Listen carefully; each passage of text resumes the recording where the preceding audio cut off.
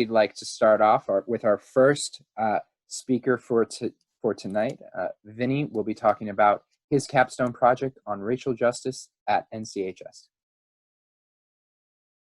Thanks, everyone. Once again, my name is Vinny. I'm here to talk about how I use restorative practices in regards to improving race relations at my own high school. My story really begins in the summer of 2017 when, like most Americans, I turned on the news and I was kind of shocked to see white supremacists marching in the streets in Charlottesville.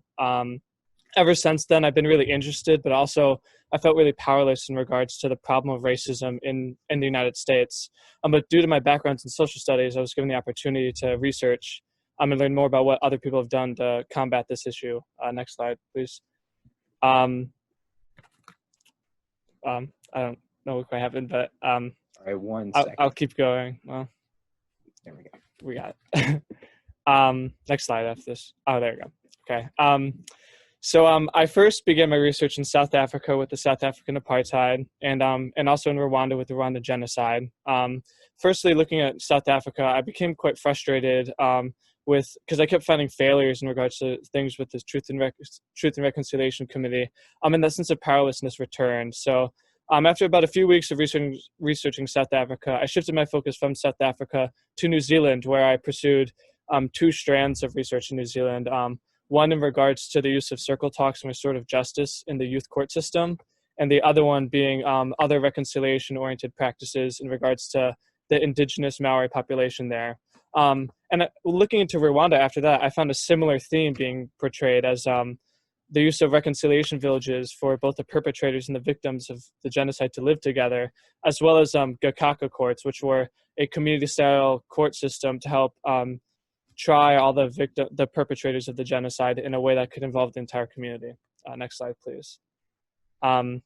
So after doing my research, I came to the conclusion that a circle talk would be the best way to take action against my problem. And that's mainly because the form of racism that I learned in the United States, called aversive or implicit racism, really stems from disconnect, and really that disconnect causes misunderstandings that can hurt different groups of people. The reason why restorative justice is so oriented towards this problem is that using the 3 main questions of restorative justice of finding out what harm has been done to society, who is affected by the harm, and what can be done about it, you can help get together the community, the offender, and the victim to have shared responsibility in this problem. So while I was researching a circle talk, I met with experts from both New Zealand and in the United States as well. And one of these experts suggested the book White Fragility, which quickly became a cornerstone of my project, as it discusses why, for white people specifically, it's so hard for them to discuss that their own implicit racial biases, because once again, because it's implicit, they may not know about it. Next slide, please.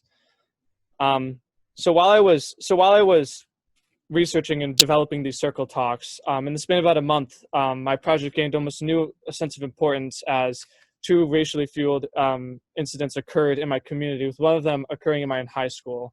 And the result of this was that I had many teachers commenting on the book I was reading, indicating they'd want to read it. I even had one teacher approach me about helping them draft their own circle talk. But for me personally, I felt almost excited that I had the opportunity of research to actually take action against a problem that was very relevant in my own community. Next slide, please. So about a month later, in mid-December, I held my first circle talk with a group of 16 students from different diverse perspectives. And that focus was on the first 2 pillars of restorative justice, of revealing who has been harmed and what can be done. And initially, like many student-led things, the students were very shy to come up and share their stories in the circle. But as people became brave and shared their stories, this common theme that racism was alive and well at Naval Central in this hidden way, and that was leaving deep emotional scars on various students, was really relevant. But after that first circle, almost like a magical spell of community was put around this group of people. And we were really excited to get back together for our second circle, which was focused on addressing harm. And really the consensus of that circle was that the decision to expand these circles for the future. Next slide, please.